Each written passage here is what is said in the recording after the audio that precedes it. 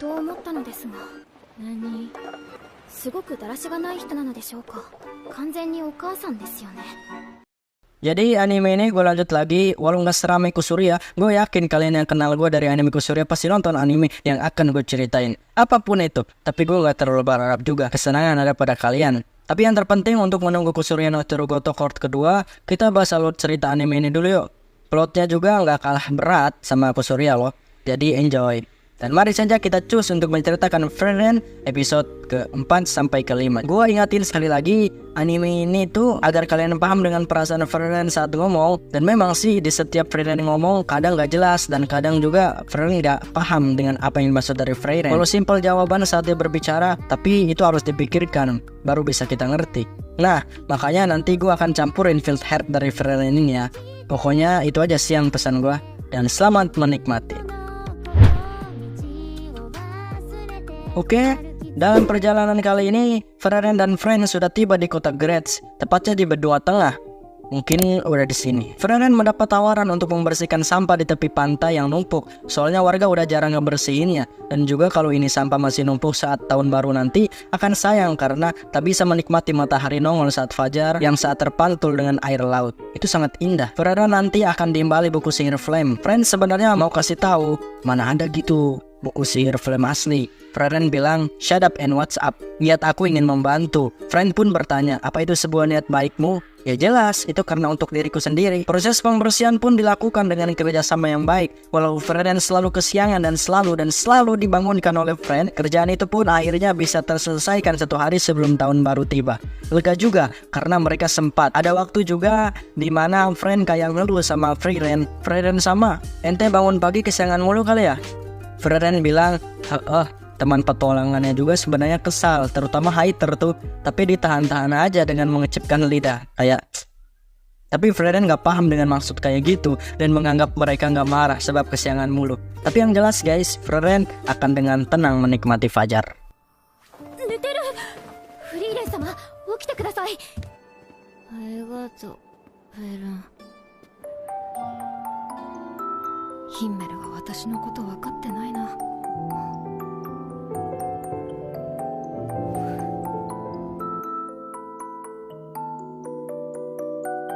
Selanjutnya saat melanjutkan perjalanan, Frieren sengaja main dulu ke rumah kawan lama yang masih hidup yaitu Aizen. Aizen juga masih heran dengan sikap Frieren. Ini sudah 30 tahun loh, tapi Frieren merasa baru 30 minggu. Gak heran juga. Di silaturahim ini seperti biasa Frieren menanyakan apa yang bisa dia bantu. Aizen juga gak kaget lah, karena dulu saat dia di Haiter juga begitu ngomongnya. Kok bisa tahu? Karena Aizen dan Haiter sering bertukar pesan surat. Jadi sebenarnya ada sih yang Aizen perlukan atau butuh bantuan Frieren untuk melakukannya. Aizen bilang kalau dia ingin ke hutan Vol untuk mencari kitab sihir Flame yang dibuat oleh penyihir agung itu. Data ini juga dia dapatkan dari Haiter yang ternyata selama ini Haiter meneliti dan menemukan lokasi dan tempatnya di mana buku Flame asli itu berada. Tapi masih ada yang kurang teliti karena itu butuh juga waktu yang lama. Haiter tentu udah tua, mending kan ada penerusnya, kan gak ada. Frieren mulai ngambek karena pasti mencari petunjuk menuju pohon gede itu lama. Frieren juga sempat khawatir itu, makanya pencarian ini harus segera dan cepat dilakukan deh.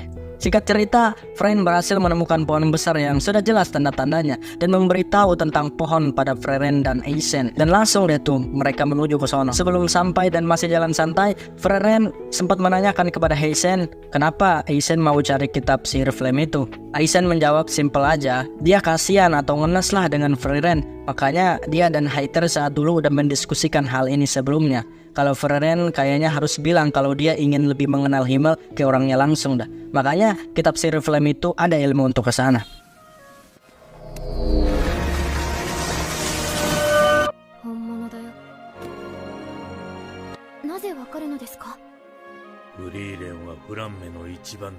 Tentu kitab sihir Flame sudah berhasil didapatkan. Dan untuk menghubungi orang yang sudah mati, petunjuk mengatakan di buku itu harus pergi ke wilayah Eden, tepatnya di mana Kastil Iblis itu berada. Kesana tuh butuh waktu yang sangat lama, sekitar 10 tahun kurang lebih dah. Baru sampai ke sana. Tempatnya dingin juga ngebuat Frieren mager ke sana. Tapi dia juga nggak bisa menolak, katanya mau bantu Aizen. Ya udah, setelah semuanya siap, nanti Frieren bakal lanjutin perjalanannya. Di perjalanan pulang juga, Aizen sempat menanyakan pada Frieren tentang bagaimana gurumu itu. Frieren pun mengatakan kalau Frieren sama orangnya cukup aneh. Kita nggak tahu dia akan apa. Kadang kayak orang yang masa bodoh. Tapi kemarin saat ulang tahun, aku dikasih hadiah sama guru friend. Makanya dia rasa walau friend ini aneh, tampaknya friend sama bukan orang yang jahat.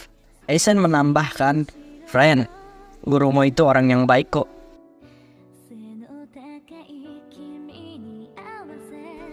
Aizen juga di situ nggak ikut ya, alasannya takut jadi beban. Ya itu hanya alasan. Friend juga mengerti, dengan ini perjalanannya pun kembali ada tujuan. Seperti saat dulu juga, Friend akan melalui kota Will. Dia tahu rutenya karena kan dulu pernah kesana sama teman-teman.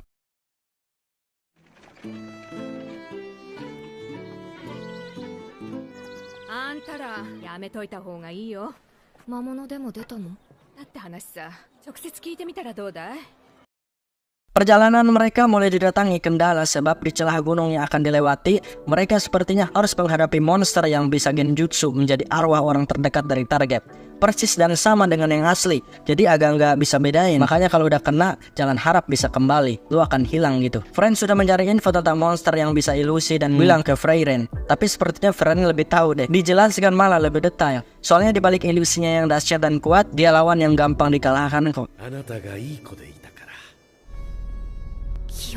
Ilusi yang cukup kejam karena memakai kenangan seseorang yang berharga. Friend juga merasa begitu. Tapi Friend masih dalam kesadaran penuh dan langsung menembak hantu Himmel palsu yang nyuruh untuk nembak dia. Kata Friend sesuai perintah dan langsung boom. Akhirnya lewat juga dan kali ini mereka sudah sampai di wilayah Negria Tengah. Emang udah kebiasaan kali, mau naga yang akan Friend lawan, dia harus mendapatkan buku sihir yang lagi ada di sarangnya. Sepertinya itu buku sihir unik. Hobi Friend kan gitu guys, sihir apa aja mau digunain semua gitu. Dia tetap suka ngumpulinnya, mau itu berguna atau enggak. Frieren sama, 仕方がない。逃げるよ。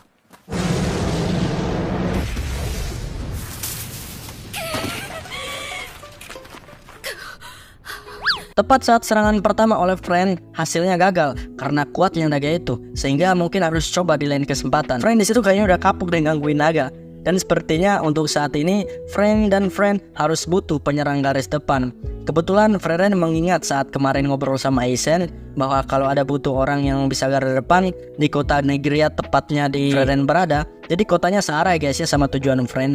Dan laki-laki ini bernama Stark, yang ternyata adalah murid dari Aizen. Saat mau dicari, ternyata Stark sudah tahu kedatangan mereka, sehingga sudah siap dan kalau ketemu langsung kasih tahu aja lokasinya di mana.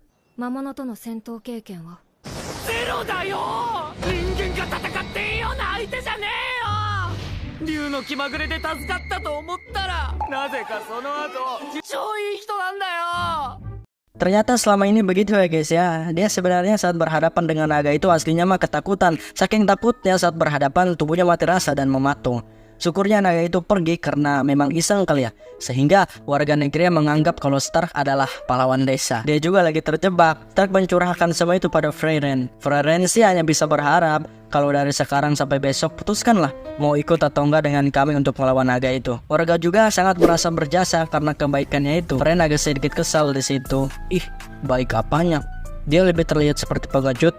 Freyren nyindir dengan berkata, ya lebih baik daripada orang yang kalah nyali. Friend pun cemberut.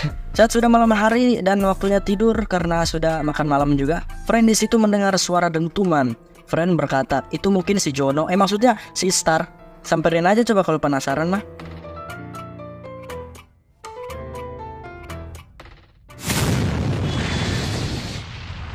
Shugyo no ato datta no desu ne.